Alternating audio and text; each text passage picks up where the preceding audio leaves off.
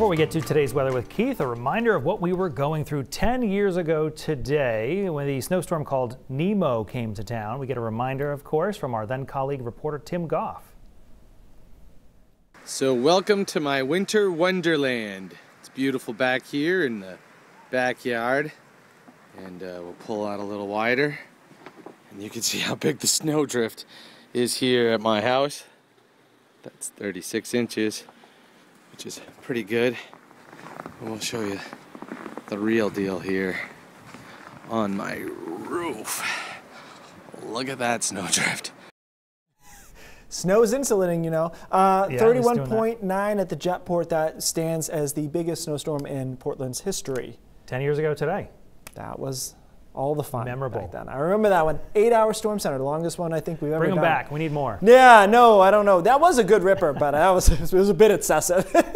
So by that measure, either today looks great or not if you're a snow lover, I guess. 45 we got to in Wiscasset, 43 in Portland, 44 in Bangor. Here's our next storm system, which is creating quite a bit of severe weather. Those are tornado watches down across northern and central Louisiana. It's just a warm front, though, here that is going to move into some marginally cold air for us tomorrow afternoon and tomorrow night. So tonight is quiet, of course, because it was so mild today. It's not going to be very frigid tonight. Temperatures in the 30s, mid-30s through a lot of the night, dropping down to just about freezing in most spots, some 20s in the mountains. Start with a mixture of sun and clouds. Tomorrow clouds come in from the southwest, though we end up mostly cloudy by about 11 or noon, depending on your location. Then here comes our system. Now, the models still disagree a little bit about the coastline initially. Is it too warm right from the get-go to get any snow, or we get a little? I think we're probably going to see just a few flakes along the coast,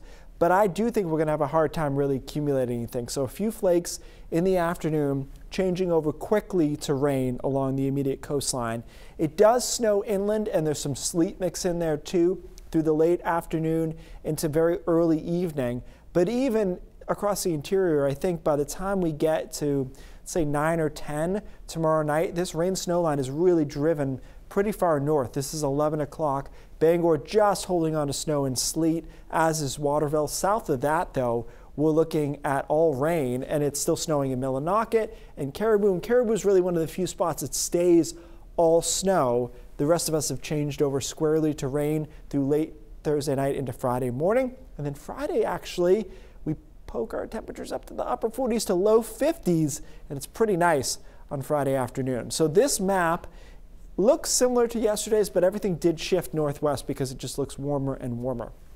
So nothing along the coast, less than an inch in this shaded white, 1 to 3 across the interior, then 3 to 6 into the mountains. We've got a quiet weekend. It looks actually pretty good. Temperatures are in the upper 30s to around 40.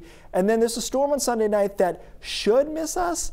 Ooh, it's close though. Look at that thing. It's right there. It's a pretty big storm. And whenever it's just kind of kissing Cape Cod, it's close enough to keep watching it. So that's Sunday night and into Monday. Next 7-8 days though, blowtorch. Very, very warm for this time of the year. Next chance of anything cold-ish is not this weekend, but maybe the weekend after. So until then, lots of 40s with an occasional appearance by guest star 50. So just randomly thrown in there. Yeah. All right. So yeah, definitely mild, and this next storm doesn't look like a huge deal. Tomorrow night's commute in some spots a little dicey. All right, Keith, thanks so much.